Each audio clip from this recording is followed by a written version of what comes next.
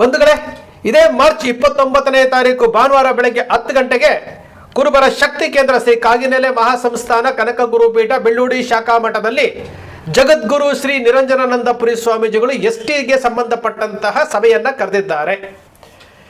ಕುರುಬರ ಮೇಲೆ ನಡೀತಾ ಇರುವಂತಹ ಅಟ್ರಾಸಿಟಿ ದೌರ್ಜನ್ಯದಿಂದ ಮುಕ್ತಗೊಳಿಸಬೇಕು.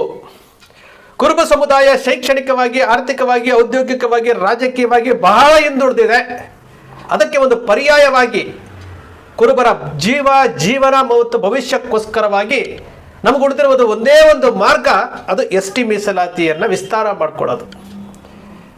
ಅತಿ ದೊಡ್ಡ ಸಮುದಾಯವಾಗಿರುವಂತಹ ಕರ್ನಾಟಕದ 31 ಜಿಲ್ಲೆಯಲ್ಲಿ ವಾಸ ಮಾಡ್ತಾ ಇರುವಂತಹ ಕುರುಬ ಸಮುದಾಯಕ್ಕೆ ಯಾವುದೇ ರೀತಿಯಾದಂತಹ ಅನುಕೂಲಗಳಾಗ್ತಾ ಇಲ್ಲ. ಈ ಸಮುದಾಯ ರಾಜ್ಯದಲ್ಲಿ ಇದೆಯೋ ಇಲ್ಲವೋ ಅನ್ನೋ ರೀತಿಯಲ್ಲಿ ನಡೆಸ್ಕೊಳ್ಳಲಾಗ್ತಾ ಇದೆ. ವೋಟ್ ಬ್ಯಾಂಕ್ಗೋಸ್ಕರವಾಗಿ ಇದನ್ನು ಬಳಸ್ಕೊಳ್ಳಲಾಗ್ತಾ ಇದೆ. ಈ ಸಮುದಾಯದ ಮುಗ್ಧತೆಯ ಒಂದು ಶಾಪವಾಗಿ ನಮಗೆ ಕಾಣಿಸ್ತಾ ಇದೆ. ಸಮುದಾಯವನ್ನು ಬಳಸ್ಕೊಳ್ತಾ ಇದ್ದಾರೆ. ಸಮುದಾಯದವರು ಯಾವುದನ್ನು ಸಹ ಬೇಕು ಅಂತ ಕೇಳ್ತಾ ಇಲ್ಲ. ಇದು ಅವರ ಹುಟ್ಟುಗುಣ, ನಾಚಿಕೆ ಸ್ವಭಾವ, ಯಾರಾದರೂ ಏನಾದರೂ ಅಂದ್ಕೊಂಡ್ಬಿಡ್ತಾರೋ ಅನ್ನೋ ಅಂಜಿಕೆ ಸ್ವಭಾವ. ಈ ಎಲ್ಲ ಗುಣಲಕ್ಷಣಗಳು ಗಿರಿಜನರು ಅಂತ ನಾವೇನು ಹೇಳ್ತೀವಿ, ಬುಡಕಟ್ಟು ಸಂಸ್ಕೃತಿಯವರು ಅಂತ ನಾವೇನು ಹೇಳ್ತೀವಿ, ಇವತ್ತಿಗೂ ಸಹ ನಾವು ಬುಡಕಟ್ಟು ಸಂಸ್ಕೃತಿಗಳನ್ನು ಆಚರಣೆ ಮಾಡ್ಕೊಳ್ತಾ ಬರ್ತಾ ಇದ್ದೀವಿ. ಈಗಾಗಲೇ ನಾವು ಸಮುದಾಯದವರು, ಕುರುಬ ಸಮುದಾಯ ಈಗಾಗಲೇ ಕ್ರಮ ಸಂಖ್ಯೆ 28ರಲ್ಲಿ ಎಸ್ಟಿ ಮೀಸಲಾತಿ ಪಟ್ಟಿನಲ್ಲಿ ನಾವಿದ್ದೀವಿ. ನಾವು 3 ಬಾರಿ ಕಳ್ಕೊಂಡಿದ್ದೀವಿ. 56ರಲ್ಲಿ ಕಳ್ಕೊಂಡಿದ್ದೀವಿ, 86ರಲ್ಲಿ ಕಳ್ಕೊಂಡಿದ್ವಿ, 91ರಲ್ಲಿ ಕಳ್ಕೊಂಡಿದ್ವಿ. ಸ್ವಯಂಕೃತ ಅಪರಾಧಗಳಿಂದ ಕಳ್ಕೊಂಡಿದ್ವಿ. 25 ವರ್ಷಗಳ ನಂತರ ಜಗದ್ಗುರುಗಳು ರುದ್ರಣ್ಣ ಅವರು ಎಲ್ಲ ಟೀಮ್ನಲ್ಲಿ ಕುತ್ಕೊಂಡು ಕಾಗಿನೆಲೆಯಲ್ಲಿ ಮಾತನಾಡಬೇಕಾದ್ರೆ ಎಸ್ಟಿ ಮೀಸಲಾತಿ ನಾವು ಯಾವ ರೀತಿ ಕಳ್ಕೊಂಡ್ವಿ ಅನ್ನೋ ರೀತಿ ಚರ್ಚೆ ಆಗುತ್ತೆ. ಸುಮಾರು 6 ತಿಂಗಳು 7 ತಿಂಗಳ ಕಾಲ ಚರ್ಚೆ ಆಗುತ್ತೆ. ದೆಹಲಿಗೆ ಕಳಿಸ್ಕೊಡ್ತಾರೆ, ಮಾಹಿತಿಗಳನ್ನು ತರಿಸ್ಕೊಳ್ತಾರೆ, ಆರ್ ಟಿ ಐನಲ್ಲಿ ಮಾಹಿತಿಗಳನ್ನು ಕಲೆ ಹಾಕ್ತಾರೆ. ಯಾವ ರೀತಿ ನಾವು ಕಳ್ಕೊಂಡ್ವಿ ಅನ್ನೋ ರೀತಿಯಲ್ಲಿ ಜಗದ್ಗುರುಗಳು ರುದ್ರಣ್ಣ ಅವರು ಎಲ್ಲ ಒಂದು ಟೀಮು ಚರ್ಚೆ ಮಾಡಿಕೊಂಡು ಹೇಗಾದರೂ ಮಾಡಿ ಕುರುಬ ಸಮುದಾಯಕ್ಕೆ ಆಗಿರುವಂತಹ ಎಸ್ಟಿ ಮೀಸಲಾತಿಯಲ್ಲಿ ಆಗಿರುವಂತಹ ಅನ್ಯಾಯವನ್ನು ಸರಿಪಡಿಸೋದಕ್ಕೆ ಯಾವುದಾದ್ರೂ ಒಂದು ಮಾರ್ಗ ಹುಡುಕಬೇಕು. 2014ರಿಂದ ಪ್ರಾರಂಭ ಆಗಿದ್ದು ಇಲ್ಲಿ 2015ರಿಂದ ಅಧಿಕೃತವಾಗಿ ಸರ್ಕಾರಗಳ ಮೇಲೆ ಒತ್ತಡ ಹೇರೋದಕ್ಕೆ ಪ್ರಾರಂಭ ಮಾಡ್ತೀವಿ. ಪ್ರತಿಯೊಂದು ವಿಚಾರಗಳು ಜಗದ್ಗುರುಗಳ ಆದೇಶದ ಮೇಲೆ, ಮಾರ್ಗದರ್ಶನದ ಮೇಲೆ ಈ ಎಸ್ಟಿ ಹೋರಾಟದ ಮೀಸಲಾತಿ ಹೋರಾಟ ಪ್ರಾರಂಭ ಆಗುತ್ತೆ. ದಾಖಲೆಗಳನ್ನು ಸಂಗ್ರಹಣ ಮಾಡ್ತೇವೆ, ಎಲ್ಲವೂ ಆಗುತ್ತೆ. ಈಗ ನಿರಂತರವಾಗಿ 2015ರಿಂದ 2023ರವರೆಗೆ 8 ವರ್ಷಗಳ ಕಾಲ 3 ಸರ್ಕಾರಗಳ ಮೇಲೆ ಒತ್ತಡ ಏರಿ ಅಂತಿಮವಾಗಿ ಮಾರ್ಚ್ 23ನೇ ತಾರೀಕು ಯುಗಾದಿ ಹಬ್ಬದ ಸಮಯದಲ್ಲಿ ಬಸವರಾಜ ಬೊಮ್ಮಾಯಿ ಅವರು ಕುರುಬರನ್ನು ಎಸ್ಟಿ ಮೀಸಲಾತಿಗೆ ಸೇರ್ಪಡೆಗೊಳಿಸೋದಕ್ಕೋಸ್ಕರವಾಗಿ ಕುಲಶಾಸ್ತ್ರಿ ಅಧ್ಯಯನವನ್ನು ಅಕ್ಸೆಪ್ಟ್ ಮಾಡಿಕೊಂಡು ಕ್ಯಾಬಿನೆಟ್ನಲ್ಲಿ ಕೇಂದ್ರ ಸರ್ಕಾರಕ್ಕೆ ಕಳಿಸೋದಕ್ಕೆ ಅನುಮೋದನೆಯನ್ನು ಕೊಡ್ತಾರೆ. ಅದಾದ ನಂತರ 2023 ಜುಲೈ 20ರಂದು ಕೇಂದ್ರ ಸರ್ಕಾರಕ್ಕೆ ರಾಜ್ಯ ಸರ್ಕಾರದಿಂದ ಹೋಗುತ್ತೆ. ಅಲ್ಲಿ ಸುಮ್ಮನೆ ಕೂತಿಲ್ಲ ಗುರುಗಳು, ರುದ್ರಣ್ಣ ಅವರು ಮತ್ತು ತಂಡ ಎಲ್ಲರೂ ಸಹ ದೆಹಲಿಗೆ ಸುಮಾರು 4-5 ಬಾರಿ ಹೋಗಿ ಬಂದಿದ್ದಾರೆ. ಮೀಸಲಾತಿಯನ್ನು ಪಡೆಯೋದಕ್ಕೆ ಎಷ್ಟು ಶ್ರಮ ಪಡಬೇಕು, ಎಷ್ಟು ಚಾಣಕ್ಷತನ ಉಪಯೋಗಿಸ್ಕೊಳ್ಬೇಕು, ಯಾವ ರೀತಿ ಫಾಲೋ ಅಪ್ ಮಾಡಬೇಕು ಅನ್ನೋದನ್ನು ಉಗ್ರಪ್ಪನವರು ಮತ್ತು ವೀರಣ್ಣ ಅವರು ಏನು ಆ ವಾಲ್ಮೀಕಿ ಸಮುದಾಯಕ್ಕೆ ಎಸ್ಟಿ ಮೀಸಲಾತಿಯನ್ನು ಕೊಡಿಸುವಲ್ಲಿ ಎಷ್ಟು ಶ್ರಮ ಪಟ್ಟಿದ್ರು, ಚಾಣಕ್ಷತನ ಉಪಯೋಗಿಸಿದ್ರು. ಯಾವುದೇ ಕುಲಶಾಸ್ತ್ರೀಯ ಅಧ್ಯಯನ ಆಗಲಿಲ್ಲ, ಯಾವುದೇ ಹೋರಾಟಗಳು ನಡೆಯಲಿಲ್ಲ. ಆದರೂ ಸಹ ಅವರು 1991ರಲ್ಲಿ ಎಸ್ಟಿ ಮೀಸಲಾತಿ ಪಟ್ಟಿಗೆ 5 ಜಾತಿಗಳನ್ನು ಸೇರ್ಪಡೆಗೊಳಿಸ್ಕೊಳ್ತಾರೆ. ಅದು ಸೌರಾಷ್ಟ್ರ ಬಾರ್ಡ್ರಲ್ಲಿರುವಂತಹ ನಾಯ್ಕಡ ಸಮುದಾಯ, ನಾವು ನಾಯ್ಕಡ ಸಮುದಾಯ ಸಮಾನಾರ್ಥ ಪದ ಅಂತೇಳಿ ಅಲ್ಲಿ ಸೇರ್ಪಡೆಗೊಳಿಸ್ಕೊಳ್ತಾರೆ. ನಮ್ಮ ಸಮುದಾಯದ ರಾಜಕಾರಣಿಗಳಿಗೆ, ಮುಖಂಡರುಗಳಿಗೆ ಆವತ್ತು ಆ ಇಚ್ಛಾಶಕ್ತಿ ಇದ್ದಿದ್ದರೆ ಬಹುಶಃ ಇವತ್ತು ನಾವು ಈ ಸಭೆ ಮಾಡೋ ಅವಶ್ಯಕತೆಯೂ ಇರ್ತಿರ್ಲಿಲ್ಲ. ಇವತ್ತು ನಮ್ಮ ಸಮುದಾಯ ರಾಜಕೀಯವಾಗಿ ಉನ್ನತ ಮಟ್ಟಕ್ಕೆ ಏರ್ತಾ ಇದ್ವಿ. ಶೈಕ್ಷಣಿಕವಾಗಿ, ಆರ್ಥಿಕವಾಗಿ, ಔದ್ಯೋಗಿಕವಾಗಿ ಎಲ್ಲ ಕ್ಷೇತ್ರಗಳಲ್ಲೂ ಈ ಸಮುದಾಯ ಉನ್ನತ ಮಟ್ಟಕ್ಕೆ ಹೋಗ್ತಿತ್ತು. ಮುಖ್ಯವಾಗಿ ಕುರುಬರ ಮೇಲೆ ನಡೀತಾ ಇರುವಂತಹ ಅಟ್ರಾಸಿಟಿ ದೌರ್ಜನ್ಯಗಳಿಂದ ಮುಕ್ತಗೊಳಿಸಬಹುದಾಗಿತ್ತು. ಇದು ಯಾವುದೂ ಸಹ ಆಗಲಿಲ್ಲ. ಇನ್ನೊಬ್ಬರನ್ನ ದೂಷಣೆ ಮಾಡೋದಕ್ಕಾಗಲ್ಲ. ಯಾಕಂದರೆ ಇದು ಕಳ್ಕೊಂಡಿರೋದು ನಾವೇ. ನಮ್ಮ ಸ್ವಯಂಕೃತ ಅಪರಾಧಗಳಿಂದ ನಾವು 3 ಬಾರಿ ಬಂದಿದ್ದನ್ನು ಕಳ್ಕೊಂಡಿದ್ದೀವಿ. ಇವತ್ತಿಗೂ ಸಹ ನಾವು ಹೊಸದಾಗಿ ಎಸ್ಟಿ ಮೀಸಲಾತಿ ಕೊಡಿ ಅಂತ ಕೇಳ್ತಾ ಇಲ್ಲ. ನಾವು ಆಲ್ರೆಡಿ ಎಸ್ಟಿ ಪಟ್ಟಿನಲ್ಲಿ ಇದ್ದೀವಿ ಸ್ವಾಮಿ, ಅದನ್ನು ವಿಸ್ತಾರ ಮಾಡಿ ಅಂತ ಕೇಳ್ತಾ ಇರುವಂಥದ್ದು. ಇವತ್ತು ಜಗದ್ಗುರುಗಳು ಒಬ್ಬರೇ ಇದಕ್ಕೆ ನಮಗೆ ಅವರು ಮುಂದಾಳತ್ವದಲ್ಲಿ ಹೋದಾಗ ಮಾತ್ರ ಈ ಸಮುದಾಯಕ್ಕೆ ST ಮೀಸಲಾತಿ ವಿಸ್ತಾರ ಆಗುವುದು.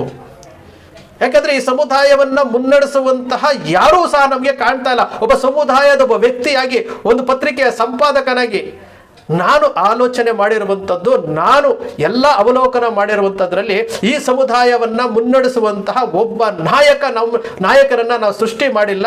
ಯಾರಿಗೂ ಸಹ ಆಸಕ್ತಿ ನಮಗೆ ಕಾಣ್ತಾ ಇಲ್ಲ. ಮಾತಾಡಲೇಬೇಕಾಗುತ್ತೆ. ಈಗ ಇಡೀ ಸಮುದಾಯಕ್ಕೆ ಉಳಿದಿರುವುದು ಒಂದೇ ಒಂದು ಶಕ್ತಿ, ಅದು ನಿರಂಜನಾನಂದಪುರಿ ಸ್ವಾಮೀಜಿಗಳು ಮಾತ್ರ. ಇಡೀ ಸಮುದಾಯಕ್ಕೆ ನಾವು ಅನಿವಾರ್ಯವಾಗಿ ನಾವು ಮಾತಾಡಲೇಬೇಕಾಗುತ್ತೆ. ಈ ಸಮುದಾಯದ ಮೇಲೆ ನಡೀತಾ ಇರುವಂತಹ ದೌರ್ಜನ್ಯಗಳನ್ನು ನಿಲ್ಲಿಸೋದಕ್ಕೋಸ್ಕರವಾಗಿ ಸರ್ಕಾರಗಳ ಮೇಲೆ ಹಲವಾರು ಮನವಿಗಳನ್ನು ನಾವು ಕೊಟ್ಟಿದ್ದೇವೆ. ಕೊನೆಯ ಪಕ್ಷ ದೌರ್ಜನ್ಯಗಳಿಂದ ಮುಕ್ತಿಗೊಳಿಸಿ. ಇಲ್ಲಿ ಎಲ್ಲರೂ ಸೇರಿ ಕುರುಬರ ಮೇಲೆ ಅಟ್ರಾಸಿಟಿ ಆಗ್ತಾ ಇದ್ದಾರೆ. ಇತ್ತೀಚೆಗೆ ನಾವು ಸಹ ಮಾಹಿತಿಗಳನ್ನು ಕಲೆ ಹಾಕಿದ್ವಿ. ಜಗದ್ಗುರುಗಳು ಅವ್ರು ಹೇಳಿದ್ರು, ಈ ಮಾಹಿತಿಗಳನ್ನು ಕಲೆ ಹಾಕೋದಕ್ಕಾಗುತ್ತಾ ನೋಡಿ ಅಂತ ನಮ್ಗೆ ಹೇಳಿದ್ರು. ನಾವು RTI ಮೂಲಕ ಒಂದಷ್ಟು ಮಾಹಿತಿಗಳನ್ನು ನಾವು ಕಲೆ ಹಾಕಿದ್ವಿ. ಬಾಗಲಕೋಟೆ ಒಂದರಲ್ಲೇ 311 ಕುರುಬ ಸಮುದಾಯ ಹೆಚ್ಚಿರುವಂತಹ ಬಾಗಲಕೋಟೆನಲ್ಲಿ 311 ಜನ ಜೈಲು ಶಿಕ್ಷೆಯನ್ನು ಅನುಭವಿಸಿ ಬಂದಿರುವುದೊಂದು ದಾಖಲೆಗಳನ್ನು ನೋಡಿದಾಗ ಹೊಟ್ಟೆಯಲ್ಲಿ ಬೆಂಕಿ ಬಿದ್ದಂಗೆ ಆಗುತ್ತಲ್ವ. ಎಲ್ಲ ಜಿಲ್ಲೆಗಳಲ್ಲೂ ಇದೆ. ಪ್ರತಿ ಜಿಲ್ಲೆಗಳಲ್ಲೂ ಅಟ್ರಾಸಿಟಿ ಕಾರಾಗೃಹಗಳಲ್ಲಿ ಶಿಕ್ಷೆ ಅನುಭವಿಸಿರುವಂಥವ್ರು. ಎಲ್ಲದಕ್ಕೂ ಒಂದು ಪರಿಹಾರ ಬೇಕಲ್ಲ. ಈ ಸಮುದಾಯವನ್ನ ಮುನ್ನಡೆಸುವಂತಹ ಯಾರೂ ಇಲ್ಲದಿದ್ದಾಗ ನಮಗೆ ಉಳಿದಿರುವಂಥದ್ದು ಒಂದೇ ಒಂದು ಆಪ್ಷನ್, ಅದು ಶಕ್ತಿ ಕೇಂದ್ರ. ಅದು ನಮ್ಮ ಜಗದ್ಗುರುಗಳು ಯಾವ ರೀತಿ ಅಂತಂದರೆ, ನೇರವಾಗಿ ಅವರು ಸರ್ಕಾರಗಳ ಜೊತೆ ಮಾತನಾಡ್ತಾರೆ. ಕೇಂದ್ರ ಸರ್ಕಾರದ ಸಚಿವರುಗಳ ಜೊತೆ ನಿರಂತರವಾಗಿ ಅವರು ಚರ್ಚೆ ಮಾಡ್ತಾ ಇದ್ದಾರೆ. ದೆಹಲಿಗೆ ಹೋಗಿ ಬಂದಿದ್ದಾರೆ, ಗುಜರಾತ್ಗೂ ಹೋಗಿ ಬಂದಿದ್ದಾರೆ. ಬಹಳಷ್ಟು ಚರ್ಚೆಗಳು ನಡೀತಾ ಇರುವಂಥದ್ದು. ಇಂತಹ ಸಮಯದಲ್ಲಿ ಸಮುದಾಯ ಯಾವ ರೀತಿ ಹೋಗಬೇಕು, ಸಮುದಾಯದಲ್ಲಿ ಗೊಂದಲಗಳನ್ನು ಮೂಡಿಸುವಂತಹ ಕೆಲಸಗಳು ಆಗ್ತಾ ಇದ್ದಾವೆ. ಯಾಕಂದರೆ 3 ಬಾರಿನೂ ಸಹ ನಮ್ಮಿಂದಲೇ ಕಳ್ಕೊಂಡಿರುವಂಥದ್ದು. 91ರಲ್ಲಿ ನಮ್ಮಿಂದಲೇ ಕಳ್ಕೊಂಡಿರುವಂಥದ್ದು, 86ರಲ್ಲಿ ನಮ್ಮಿಂದಲೇ ಕಳ್ಕೊಂಡಿರುವಂಥದ್ದು. ಬೇರೆ ಯಾರು ಅವತ್ತು ನಮಗೆ ವಿರೋಧವೇ ಇರಲಿಲ್ಲ. ನೀವು ಗಮನಿಸಿ ನೋಡಿ, 91ರವರೆಗೆ ವಾಲ್ಮೀಕಿ ಸಮುದಾಯ ST ಪಟ್ಟಿಲೇ ಇರಲಿಲ್ಲ. ಅವತ್ತು ಕುರುಬರು ST ಮೀಸಲಾತಿ ಪಟ್ಟಿಯಲ್ಲಿ ವಿಸ್ತಾರ ಮಾಡಿಕೊಂಡಿದ್ರೆ ನಮ್ಮನ್ನು ಯಾರೂ ಸಹ ವಿರೋಧ ಮಾಡೋದಕ್ಕೆ ಯಾರೂ ಇರ್ತಿರ್ಲಿಲ್ಲ. ಅಂತಹ ಸಮಯದಲ್ಲಿ ನಾವು ಕೈ ಚೆಲ್ಲಿ ಕುಳಿತುಕೊಂಡ್ವಿ. ಇವತ್ತು ಅವರ ಜಾತಿ ಅವರವರಿಗೆ ಹೆಚ್ಚಾಗಿರುತ್ತೆ, ಅವರು ವಿರೋಧ ಮಾಡ್ತಾರೆ. ಇವತ್ತು ನಾವು ಒಂದು ಒಗ್ಗಟ್ಟಾಗಿ ಒಂದು ನೇತೃತ್ವದಲ್ಲಿ ನಾವು ಹೋದಾಗ ಮಾತ್ರ ಖಂಡಿತವಾಗಲೂ ಎಲ್ಲರೂ ಒಂದೇ ದಾರಿನಲ್ಲಿ ಹೋದಾಗ ಮಾತ್ರ ಅದು ನಮಗೆ ಉಳಿದಿರುವಂತಹ ಒಂದೇ ಒಂದು ಆಪ್ಷನ್, ಅದು ಜಗದ್ಗುರು ನಿರಂಜನಾನಂದಪುರಿ ಸ್ವಾಮೀಜಿಗಳು ಕನಕ ಗುರುಪೀಠ ಮಾತ್ರ. ಈ ಸಮುದಾಯ ಶೈಕ್ಷಣಿಕವಾಗಲಿ, ಆರ್ಥಿಕವಾಗಿ, ಔದ್ಯೋಗಿಕವಾಗಲಿ, ರಾಜಕೀಯವಾಗಲಿ ಕಂಪ್ಲೀಟ್ ಆಗಿ ನಾವು ಕೆಳಹಂತಕ್ಕೆ ಹೋಗ್ತಾ ಇದ್ದೇವೆ.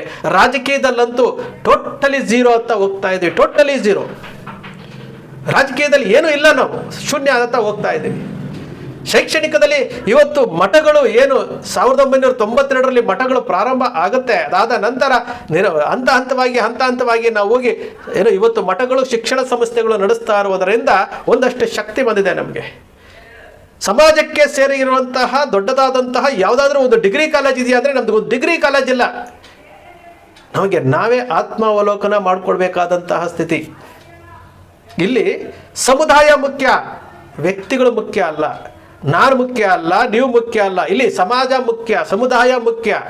ಸಮುದಾಯದ ಪ್ರತಿ ಒಂದು ರೂಪಾಯಿ, ಪ್ರತಿ ಒಂದು ಇಂಚ್ ಆಸ್ತಿ ಸಮುದಾಯಕ್ಕೆ ಸೇರಬೇಕು, ಉಳಿಸುವಂತಹ ಕೆಲಸ ಆಗಬೇಕು. ಸಮುದಾಯದಲ್ಲಿ ಕಟ್ಟುವಂತಹ ಕೆಲಸ ಆಗಬೇಕು, ಒಡೆಯುವಂತಹ ಕೆಲಸ ಆಗಬಾರದು. ಈ ಎಲ್ಲದರ ವಿಚಾರವನ್ನು ಇಟ್ಕೊಂಡು ಜಗದ್ಗುರುಗಳು 29ನೇ ತಾರೀಕು ಬೆಳ್ಳೂಡಿ ಶಾಖಾ ಮಠದಲ್ಲಿ ಸಭೆಯನ್ನು ಕರೆದಿದ್ದಾರೆ. ಉತ್ತಮವಾದಂತಹ ಬೆಳವಣಿಗೆ ಇದು. 29ನೇ ತಾರೀಕು ಸಮುದಾಯದ ಜೊತೆ ಜಗದ್ಗುರುಗಳು ST ಮೀಸಲಾತಿ ಏನೇನು ಆಗಿತ್ತು, ಏನೇನು ಆಗಬೇಕು, ಏನೇನು ಆಗ್ತಾ ಇದೆ ಅನ್ನೋದ್ರ ಬಗ್ಗೆ ಅವರು ಸಮುದಾಯದ ಮುಂದೆ ಅವರು ಪ್ರಸ್ತುತಪಡಿಸ್ತಾರೆ. ಮುಂದಿನ ಹೋರಾಟ ಯಾವ ರೀತಿ ಇರಬೇಕು, ಯಾಕಂದರೆ ಈಗಾಗಲೇ ಫೈಲು ದೆಹಲಿ ಹಂತಕ್ಕೆ ತಲುಪಿ ಆಗಿದೆ. ದೆಹಲಿನಲ್ಲಿ ಪ್ರಕ್ರಿಯೆಗಳು ಪ್ರಾರಂಭ ಆಗೋಗಿದೆ. ಈಗ ನಾವು ಯಾವ ರೀತಿ ಹೋಗಬೇಕು, ದಾರಿ ತಪ್ಪುವಂತಹ ಕೆಲಸಗಳು ಯಾವ ರೀತಿ ಆಗಬಾರದು, ಎಲ್ಲದರ ಬಗ್ಗೆ ನಮ್ಮ ಸಮುದಾಯದ ಶಕ್ತಿ ಕೇಂದ್ರ ಕನಕ ಗುರುಪೀಠದಲ್ಲಿ ಮೀಟಿಂಗ್ ಕರೆದಿರುವಂಥದ್ದು. ಒಂದು ಮಾಧ್ಯಮವಾಗಿ ಏನು ಶ್ರೀ ಕನಕ ಟಿವಿ ಕುರುಬರ ಬಾಂಧವ್ಯ ಪತ್ರಿಕೆಯ ಸಂಪಾದಕನಾಗಿ ನಿರಂತರವಾಗಿ ಸಮುದಾಯವನ್ನು ಎಚ್ಚರಿಸುವಂತಹ, ಜಾಗೃತಿಗೊಳಿಸುವಂತಹ, ಸಂಘಟಿತರಾಗಿ ಅಂತ ಹೇಳುವಂತಹ ಪ್ರಯತ್ನ, ಒಂದು ಪ್ರಾಮಾಣಿಕ ಪ್ರಯತ್ನ ನಾವು ಮಾಡ್ತಾ ಇದ್ದೇವೆ. ನಾನು ಮಾಡ್ತಾ ಇದ್ದೇನೆ. ನನ್ನ ಕರ್ತವ್ಯ ಅದು. ಈ ಸಮುದಾಯದಲ್ಲಿ ಹುಟ್ಟಿದ್ದೀನಿ, ಈ ಸಮುದಾಯದ ಋಣ ನನ್ನ ಮೇಲಿದೆ. ನಿಜಕ್ಕೂ ಈ ಒಂದು ಬೆಳವಣಿಗೆ 29ನೇ ತಾರೀಕು ಏನು ಬೆಳವಣಿಗೆ ಇದೆ, ಎಲ್ಲರೂ ಸಹ ಪಕ್ಷಾತೀತವಾಗಿ ಯಾವುದೇ ರೀತಿಯಾದಂತಹ ಪಕ್ಷಗಳ ವಿಚಾರಗಳನ್ನು ಇಟ್ಕೊಂಡು ಎಲ್ಲರೂ ಸಹ ನಾವು ಕುರುಬರು, ನಾವು ಈ ಸಮುದಾಯದ ವ್ಯಕ್ತಿಗಳು ಅನ್ನೋ ರೀತಿಯಲ್ಲಿ ಆ ಸಭೆಗೆ ಬರುವಾಗ ನಮ್ಮ ರಾಜಕೀಯ ವಿಚಾರಗಳನ್ನು, ನಮ್ಮ ವೈಯಕ್ತಿಕ ವಿಚಾರಗಳನ್ನು ಮಠದ ಹೊರಗಡೆ, ಗೇಟಿನ ಹೊರಗಡೆ ನಾವು ಏನು ಚಪ್ಪಲಿ ಬಿಡ್ತೀವಲ್ಲ ಅಲ್ಲಿ ಬಿಟ್ಟು ಸಮುದಾಯದ ವ್ಯಕ್ತಿಗಳಾಗಿ ಆ ಸಭೆಯಲ್ಲಿ ಭಾಗವಹಿಸಬೇಕಾಗುತ್ತೆ. ಬಂಧುಗಳೇ, ಸಮುದಾಯ ಇವತ್ತು ಜೀವನ, ಭವಿಷ್ಯ ಈ ಮೂರರ ಬಗ್ಗೆ ನಾವು ಎಚ್ಚರಿಕೆಯಿಂದ ಭವಿಷ್ಯವನ್ನು ರೂಪಿಸ್ಕೊಳ್ಬೇಕಾಗುತ್ತೆ. ಈ ಮೂರೂ ಸಹ ಇವತ್ತು ನಾವು ಅತಂತ್ರದಲ್ಲಿ ನಾವು ಒದ್ದಾಡ್ತಾ ಇದ್ವಿ. ಇಲ್ಲಿ ಜೀವಕ್ಕೂ ಬೆಲೆ ಇಲ್ಲ, ಜೀವನಕ್ಕೂ ಬೆಲೆ ಇಲ್ಲ, ಭವಿಷ್ಯಕ್ಕೂ ಬೆಲೆ ಇಲ್ಲ. ಈ ಮೂರನ್ನು ನಾವು ಕಟ್ಕೊಳ್ಬೇಕಾದ್ರೆ ಇಡೀ ಸಮುದಾಯ ಒಂದು ಕಡೆ ನಿಲ್ಲಬೇಕಾಗುತ್ತೆ. ಶೂನ್ಯದಿಂದ ಕಟ್ಟಬೇಕಾದಂತಹ ಅನಿವಾರ್ಯತೆ ಇವತ್ತು ನಮ್ಮ ಮುಂದೆ ಇದೆ. ನಮ್ಮ ಬದುಕನ್ನು ನಾವೇ ಕಟ್ಕೊಳ್ಬೇಕು. ನಾವೇ ಅಂದರೆ ಸಮುದಾಯ ಕಟ್ಕೊಳ್ಬೇಕು. 29 ಮಾರ್ಚ್ ಭಾನುವಾರ ಬೆಳಗ್ಗೆ 10 ಗಂಟೆಯಿಂದ ದಾವಣಗೆರೆ ಜಿಲ್ಲೆ ಹರಿಹರ ತಾಲೂಕು ಬೆಳ್ಳೂಡಿ ಶಾಖಾ ಮಠದಲ್ಲಿ, ಹರಿಹರ ಬಸ್ ಸ್ಟ್ಯಾಂಡ್ನಿಂದ 5 ಕಿಲೋಮೀಟರ್, ಹರಿಹರ ಶಿವಮೊಗ್ಗ ರಸ್ತೆ 5 ಕಿಲೋಮೀಟರ್ಗೆ ಬೆಳ್ಳೂಡಿ ಶಾಖಾ ಮಠ ಸಿಗುತ್ತೆ. ಆ ಬೆಳ್ಳೂಡಿ ಶಾಖಾ ಮಠದಲ್ಲಿ ಈ ಸಭೆ ನಡೀತಾ ಇದೆ. ಬಂದು ವಿಶ್ಲೇಷಣೆ ನಿಮ್ಗೆ ಇಷ್ಟ ಆಯಿತು ಅಂದರೆ ಸಬ್ಸ್ಕ್ರೈಬ್ ಆಗಲಿಲ್ಲ ಅಂದರೆ ಸಬ್ಸ್ಕ್ರೈಬ್ ಮಾಡ್ಕೊಳ್ಳಿ. ಪಕ್ಕದಲ್ಲಿ ಕಾಣುವಂಥ ಬೆಲ್ ಐಕಾನ್ ಪ್ರೆಸ್ ಮಾಡಿ, ಶೇರ್ ಮಾಡಿ, ಪ್ರೋತ್ಸಾಹ ನೀಡಿ.